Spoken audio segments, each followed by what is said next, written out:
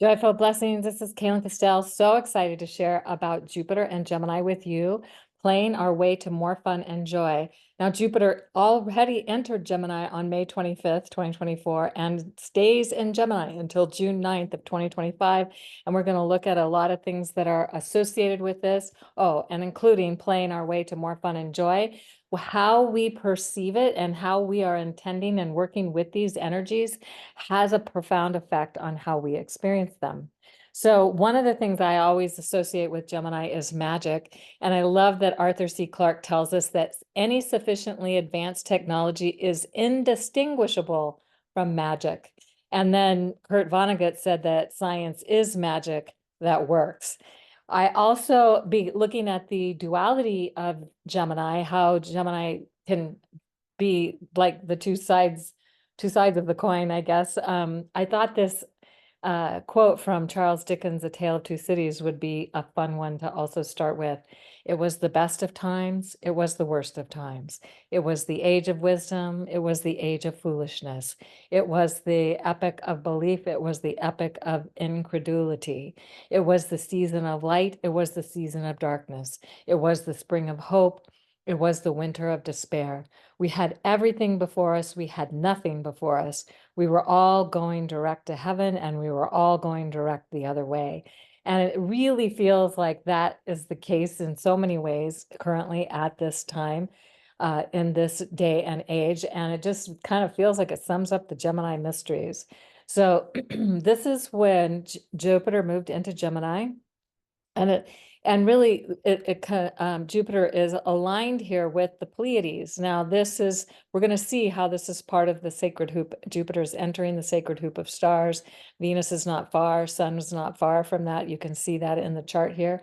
And then the other piece is Sedna, because Sedna has just returned to Gemini, and Jupiter on May 27th made an exact conjunction to Sedna. And so they're working together, and we'll talk a little bit more about that as we go along. Now, Jupiter's journey through Gemini is an expansion, and in some ways we could imagine that it's even a massive expansion of the Gemini gift around crazy wisdom.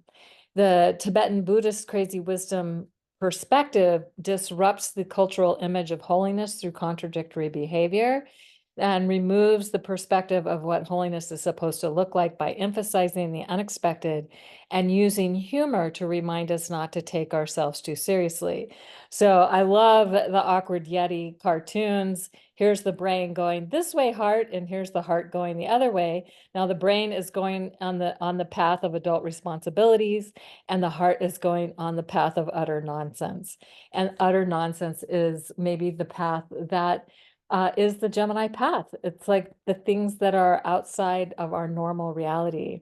So I think of crazy wisdom, the end is near eventually. It's a really, like finally somebody's saying this is what's really happening. Like we've been told that the end is near for eons of time, actually. And then I've shared this before when I've talked about Gemini. Crazy wisdom quote, I'm not who you think I am. I'm not who I think I am. I am who I think you think I am. And if the fool would persist in his folly, he would become wise. So these are some of the things. Also, to hear great wisdom changed daily. We have the guru sitting on the mountaintop and telling the person who's hiking up to see the guru, money isn't everything, that'll be 5 pounds, please. So kind of a crazy wisdom idea. And the more wisdom you attain and the more conscious you become, the crazier you will appear to others. And this can be true. So Jupiter in Gemini is not only expanding crazy wisdom and reminding us not to take ourselves so seriously, and expanding possibilities and interdimensional ways of connecting to greater realities. It's also expanding all forms of communication, and that includes negative and positive, or what we might see as negative and positive, but most especially communication that is serving the divine, unfolding into deeper truth of who we truly are. Now, the idea here is that we can play more, be less serious, have more fun in service to something greater than yourself. And this is a great time to share your ideas, socialize, and allow your mind to run wild and free into multidimensional realms of existence that we haven't even been aware of before. So that is a possibility that's opening up to us. And I love that Thoreau said, all good things are wild and free. Challenges may be getting overwhelmed with information and making impulsive decisions due to feeling overwhelmed. Watching out for negative self-talk, as that will also be expanded as Jupiter travels through the sign in the constellation of the Bull, and we're going to see why it's in the constellation of the Bull now. So now this is actually when I'm going to show that in just a minute. Anyway, Jupiter is going to enter Cancer on June 9th of 2025. And it's with exactly where the solstice sun is rising at that time. So, but here's Jupiter on June 9th of 2025, and it's on the galactic cross. We're going to see that a little bit more in a moment. Mercury's going to be right there as it enters Gemini, enters Cancer and completes its journey through Gemini. So the sacred hoop of stars, and the first thing is that when Jupiter reaches the 0 Cancer point, this is where it will be located. At the cross where the plane of the galaxy intersects the plane of the solar system. And the sacred hoop of stars, not a very good circle here, but the sacred hoop of stars as seen by the Lakota, begins with the Pleiades at 29 Taurus or 0 Gemini. So whenever a planet is entering into Gemini, it is entering into the sacred hoop. And then Procyon here, which is part of the sacred hoop, and Castor and Pollux, they're around 23 Cancer, and Procyon's around 25 Cancer. So the planet will leave the sacred hoop of stars by the time it reaches that point. Now, the June solstice sun is rising here. So every June solstice, this is where the sun is rising. It's been rising there for since 1926 within 1 degree, and will be there till 2070 within 1 degree. So it's a powerful activation of the hoop. Now here's another way of looking at the hoop of stars. Capella is part of that. Castor Pollux is part of that. Procyon, it's not quite my perfect circle here, Sirius, as well as the Pleiades. Rigel is also part of that. So my circle should probably be pulled in a little bit more, but I couldn't make that work. So I'm, doing the best I can with the technology. Here's the Pleiades. Jupiter has just entered into the sacred hoop, and then it's just going to keep traveling through the sacred hoop, and it's going to leave in June of 2026. It'll be leaving the sacred hoop, but on again next year, June 9th of 2025, it's going to be right on this cross, and that can only happen about every 12 years. So this is big. This is really amazing, and we have all this time to prepare. Now, the Gemini new moon on June 6th, with the moon and sun at the same place, you can see them here at 16 Gemini. Jupiter isn't too far away. Mercury's not too far away. Venus is exact with all of them because Venus is with the sun. And you can see here's the moon, here's Uranus, here's Jupiter and Mercury, here's Venus and sun. So this is the June 4th exact conjunction of the sun, and then the moon by the June 6th will catch up with the whole configuration here. And they're very near the star Aldebaran that marks the eye of the bull in the constellation of the bull, but it's all Gemini. So something that you might find fun to know is that the Silver Gate is above Orion. And if we look back here, we can see here's Orion, and here's where Aldebaran is, and it's above Orion. And so it's the seen at the center of the Duat, the Egyptian netherworld, represented on the ground in Giza area. The ancient Greeks, who received much of their knowledge from Egypt, believed that souls reside in the Milky Way between incarnations, and that there are 2 gates on the Milky Way. The Silver Gate near the constellation of the Twins, where souls descend to Earth, and the Golden Gate of Sagittarius, or the Archer, we call it that, the Archer constellation, where souls ascend.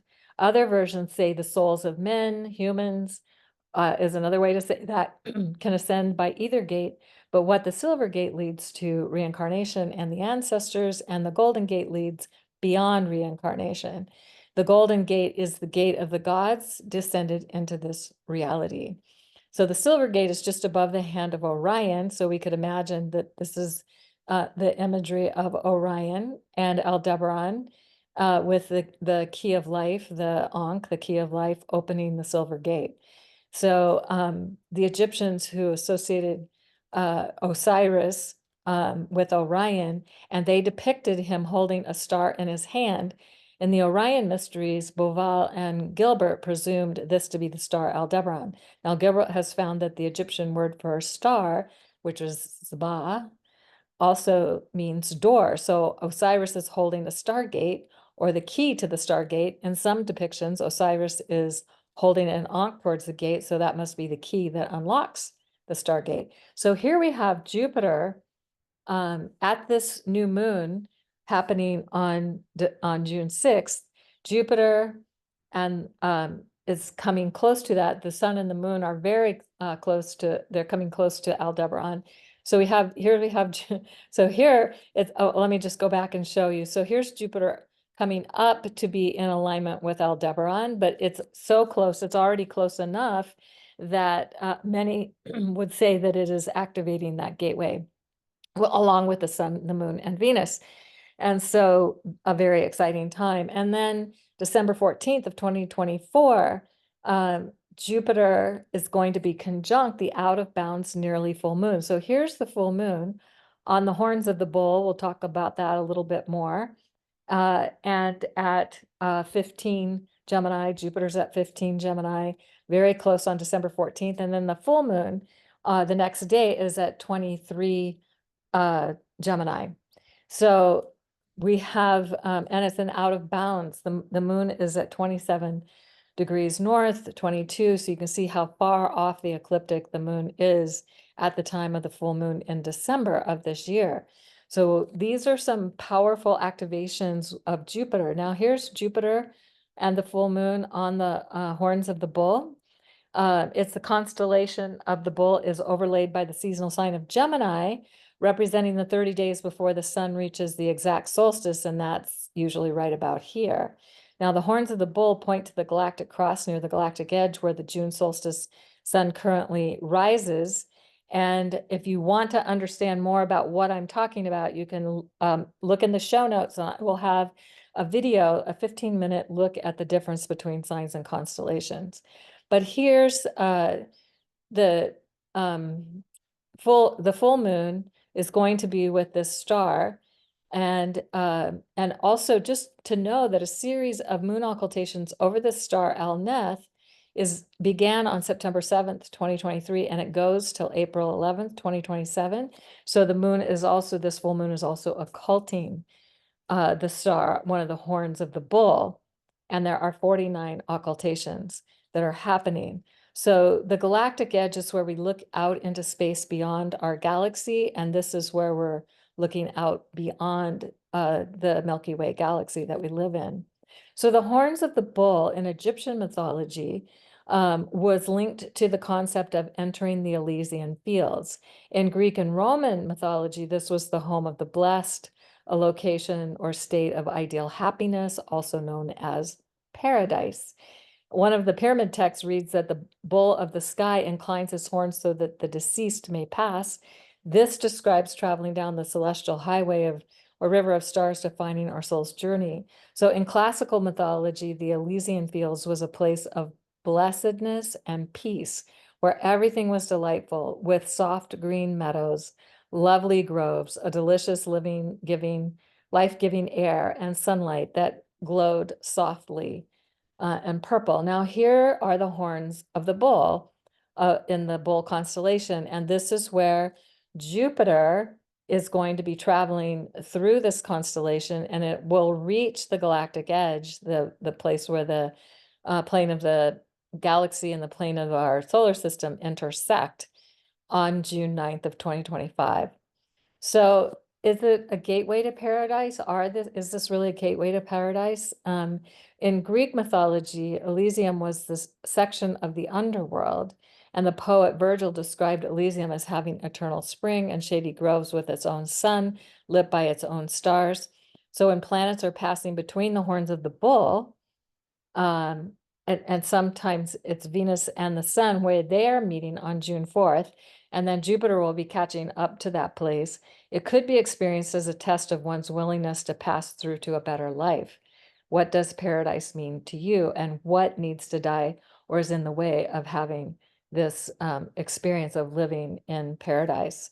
Now, something that we could imagine that we are doing is playing our way into greater joy and self-love, and trusting that you don't have to know everything. The mind is limited in what it can know in this reality. But oftentimes, and especially in our current culture, we are conditioned to believe that we should be able to know it all. So trust your intuitive guidance and play, have fun, see the magic, be with the magic.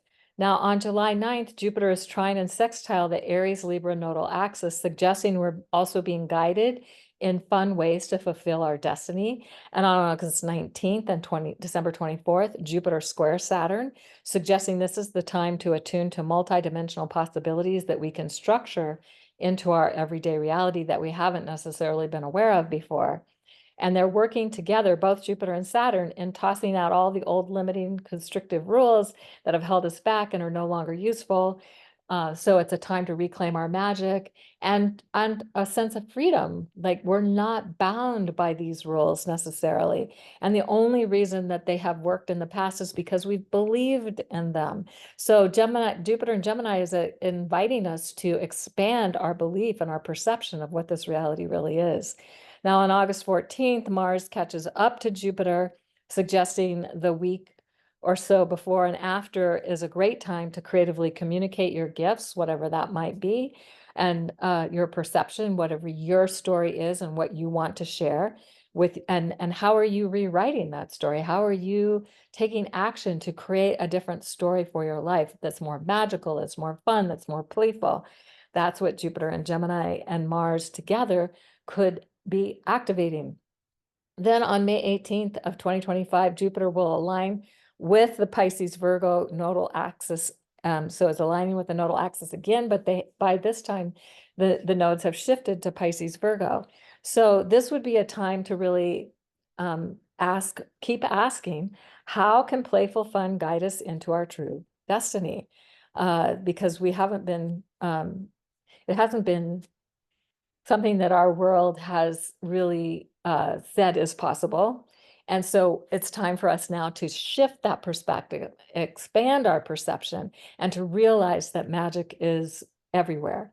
In fact, beyond the ordinary, beyond the predictably unpredictable, playing our way into the new Earth reality where extraordinary magic happens, the magic of love, trust, faith, intuition, forgiveness, surrender, inspiration, acceptance, creativity, commitment, compassion.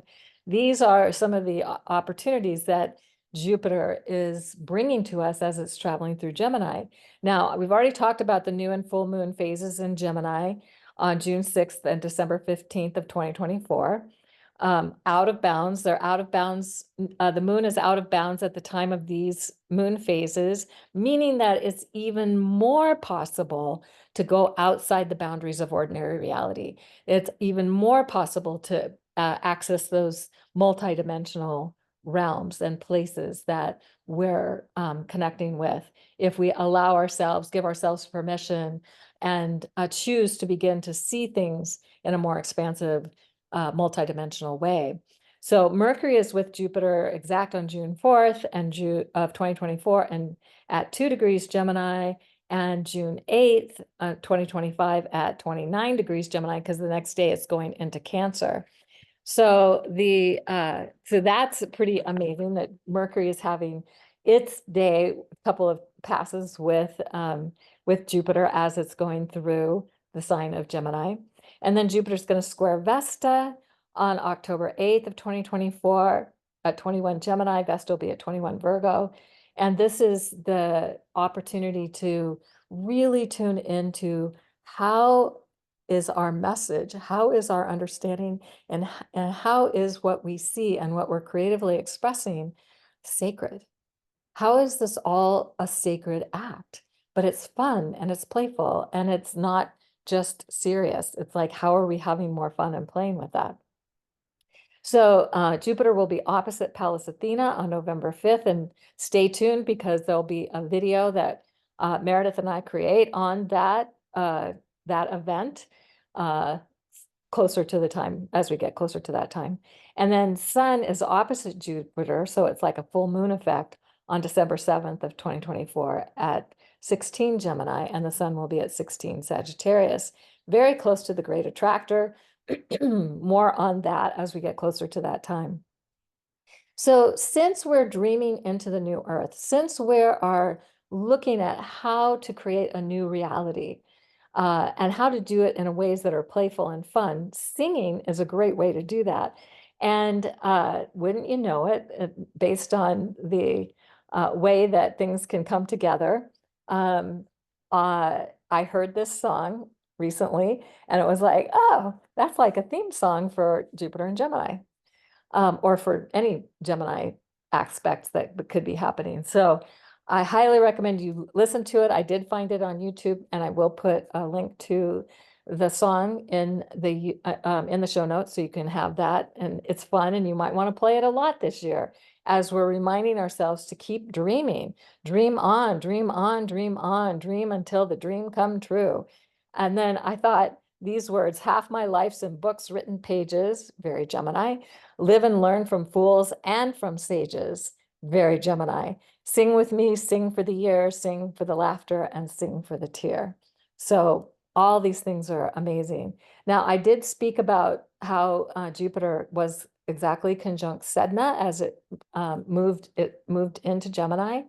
And just a reminder, I've shared this before, but Sedna has an 11,500 year orbit, and it goes way out into space. And we didn't even know that Sedna existed until 2003 when she's coming back in closer. She's going to make her closest approach in oh, wait. Okay. So I'm sorry, going back. Sedna entered Gemini June 15th of 2023, and then it retrograde back into Taurus, and then it re-entered Gemini in April of 2024. And then I forget, okay, it entered Taurus in 1965 and Aries in 1867. It stays in signs a really long time.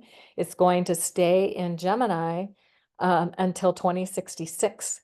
So still, it's one of the shorter things, but it's getting ready to make its closest approach to the sun and the earth. That's been happening. So this is the time with Sedna and Gemini to rewrite this story of how she was betrayed, and to just remember that Sedna is a dwarf planet. She travels to the deepest, coldest parts of space in her 11,000-year orbit. She's now coming back closer to the sun. She's able to recharge and rise up from the depths of the ocean, so to speak, of where she had to sink. So here we see her rising up with the dolphins and the sea creatures. And so when Sedna is in Gemini, the opportunity is to feel what we feel, forgive, heal, and transform the old creation story of pain and betrayal into a new, more fun and loving creation story. So having more fun and recognizing that humor is powerful Gemini medicine.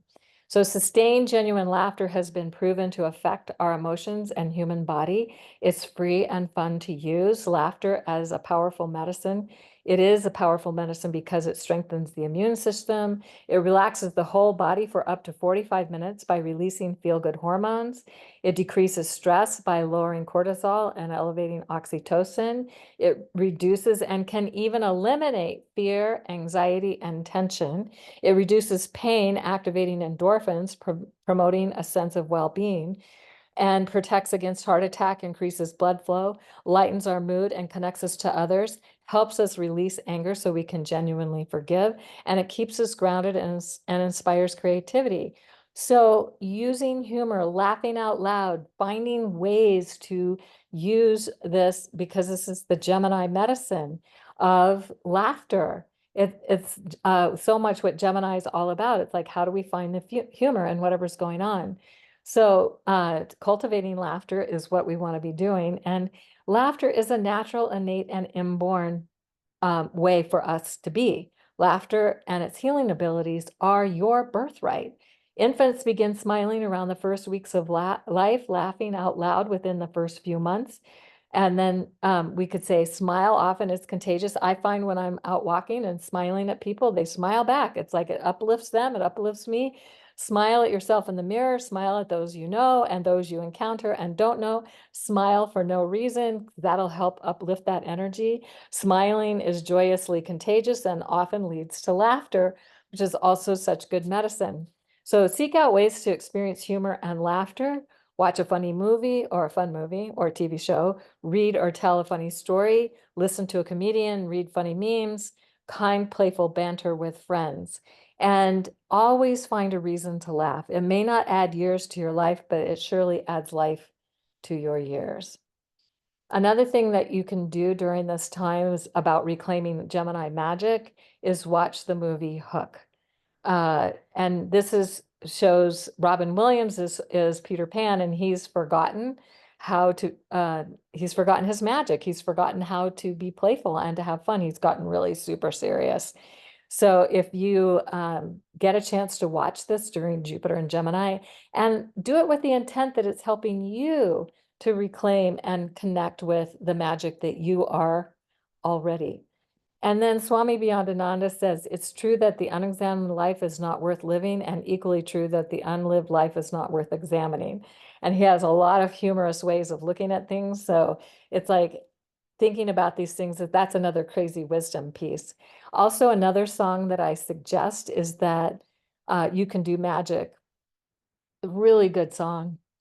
And again, I'll put a link to it in the show notes so that you can go and find it easily.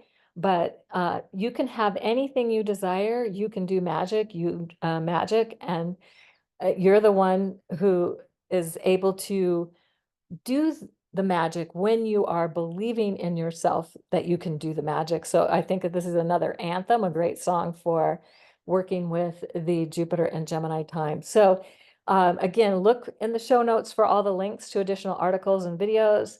And if you subscribe to my channel, then you'll get you'll get a notification if you hit the notification bell when I post my next video. So I hope this has been really helpful and supportive and inspiring, and that everyone who is watching this finds their magic, finds their playful, fun ways of being, and cultivates more and more of that, so that we transform the world through the magic of fun and play and loving, playful fun.